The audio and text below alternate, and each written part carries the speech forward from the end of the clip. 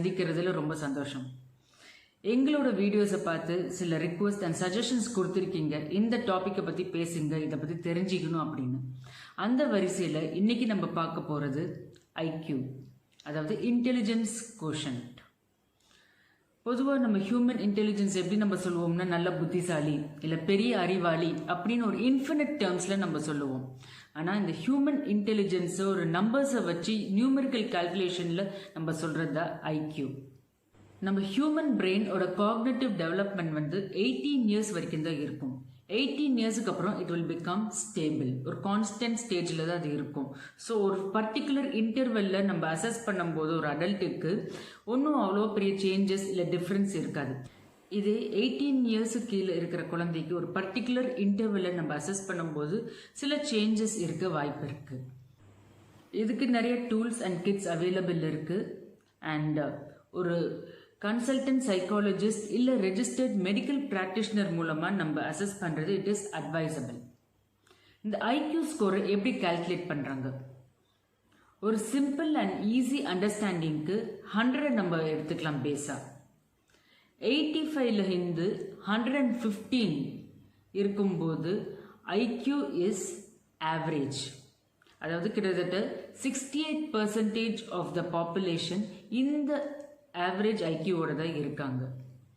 அதே மாதிரி 115 மேலே போகும்போது 115 to 140 ஐக்யூ இருந்துச்சுன்னா they are bright or gifted IQ. ஒரு 5% ஆஃப் த பாப்புலேஷன் இந்த பிரைட் கிஃப்டட் ஐக்யூவோட இருப்பாங்க. 140க்கு மேலே போகும்போது it is something extraordinary and unique IQ. ஒரு 2% ஆஃப் த பாப்புலேஷன் இந்த யூனிக் ஐக்யூவோட இருப்பாங்க. அதே மாதிரி 70ல இருந்து 85 வரைக்கும் ஐக்யூ இருந்துச்சுன்னா they fall under mild mental retardation இல்லாட்டி இன்டெலெக்சுவல் டிசபிலிட்டி. ஒரு பார்டர் லெவல் ஆஃப் இன்டெலிஜென்ஸ் தான் உங்களுக்கு இருக்கும். இன்னும் சொல்ல போனால் நம்பர் குறையும் போது the severity will increase. அதாவது mild, moderate, profound அப்படின்னு நம்ம கேட்டகரைஸ் பண்ணலாம். On the whole 2% of the population ரொம்ப சிவியரிட்டியோடையும் அதே சமயம் 2% ஆஃப் த பாப்புலேஷன் ஒரு எக்ஸ்ட்ராடினரி ஐக்யூவோடவும் இருக்காங்க.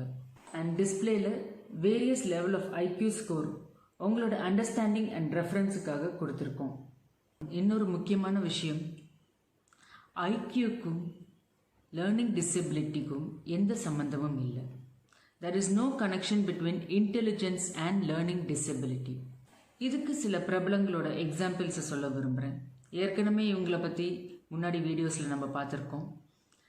Albert Einstein, Steve Jobs Apple CEO, Bill Gates Microsoft CEO, இவங்க எல்லாரோட ஐக்யூ வந்து 160 இருந்திருக்கு. இவங்க எல்லாருமே லேர்னிங் டிசபிலிட்டியோடு இருந்தவங்க தான். அதே மாதிரி லியோனார்டோ டாவின்சி மோனாலிசா பெயிண்டிங்கை வரைஞ்சவர், அவரோட IQ is something very extraordinary 220 இருந்திருக்கு. ஆனால் அவருக்கு லேர்னிங் டிசபிலிட்டி, அதாவது டிஸ்கிராஃபியான்னு சொல்லுவாங்க. He has severe issues with writing. அவர் தலைகீழ தான் படிப்பார், எழுதுவார். Mark Zuckerberg, Facebook CEO, he has difficulty in vision, அதாவது கலர் பிளைண்டட்னஸ். அவரோட ஐக்யூ இஸ் 152. சரி, இப்போ லோ லெவல் ஐக்யூவோட இருக்கிற சில பிரபலங்களை பார்க்கலாம். Muhammad Ali, the famous boxer, அவரோட ஐக்யூ வந்து சம்திங் பிலோ ஆவரேஜ், அதாவது 78 தான் இருந்திருக்கு. அதே மாதிரி the famous pop singer Britney Spears, Mariah Carey, இவங்க எல்லாருமே ரொம்ப ஒரு ஆவரேஜ் ஐக்யூவோட இருந்தவங்க தான். அதனால் ஐக்யூ லெவல் ஜாஸ்தியாக இருந்த பிரபலங்களும் சரி, ஐக்யூ லெவல் கம்மியாக இருந்த பிரபலங்களும் சரி, இவங்க 2 பேருக்குமே ஏதோ ஒரு டிஃபிகல்ட்டி, ஒரு டிசபிலிட்டியோட இருக்காங்க. ஆனால் இவங்க கிட்ட 3 பொதுவான விஷயங்கள் இருக்கு. First one, unique skill and ability. ஏதோ ஒரு தனித்திறமை அவங்கக்கிட்ட இருந்திருக்கு. செகண்ட், இன்ட்ரெஸ்ட் அண்ட் பேஷன், அந்த துறையில் அவங்களுக்கு இருந்த ஈடுபாடு. And third, hard work which never fails. So parents, எல்லா குழந்தைங்ககிட்டயுமே ஏதோ ஒரு யூனிக்னஸ், ஒரு தனித்துவம், ஒரு தனித்திறமை கண்டிப்பாக இருக்கும். அது இல்லாமல் இருக்காது. அதனால் நீங்கள் அசஸ் பண்ணும்போது உங்களோட குழந்தை ஐக்யூ கம்மியாக இருக்குது அப்படின்னு வந்துச்சுன்னா, தயவு செஞ்சு உங்களோட குழந்தை இவ்வளோதான் அப்படின்னு ஒரு நெகட்டிவ் கன்க்ளூஷனுக்கு வந்துடாதீங்க. ஏன்னா அது அந்த குழந்தையோட எதிர்காலமே ரொம்ப பாதிப்படையும். It will spoil the entire future. So parents and teachers, நீங்கள் செய்ய வேண்டியது எல்லாமே ரொம்ப சிம்பிளான விஷயந்தான். உங்களோட குழந்தைக்கு எதில் ஸ்ட்ரென்த் அண்ட் இன்ட்ரெஸ்ட் ஜாஸ்தியாக இருக்குன்னு ஐடென்டிஃபை பண்ணுங்கள்.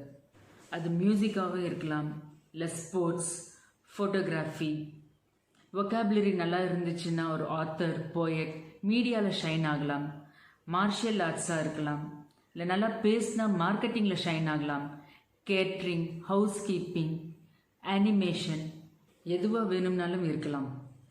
எந்த துறை இருந்தாலும் சரி, எந்த திறமை இருந்தாலும் சரி, அதை முன்னிலைப்படுத்தி ஃபர்ஸ்ட் ப்ரிஃபரன்ஸ் அதுக்கு கொடுத்து மற்ற விஷயங்கள் எல்லாமே செகண்டரியாக வச்சுக்கிட்டு, அதாவது அது படிப்பு சார்ந்த விஷயமா அகாடமிக்ஸாகவும் இருந்தாலும் அதை செகண்டரியாக வச்சுக்கிட்டு அவங்கள வழி நடத்தினா கண்டிப்பாக they will succeed in life and they are no more a dull child but a bright child with a bright future. Thank you.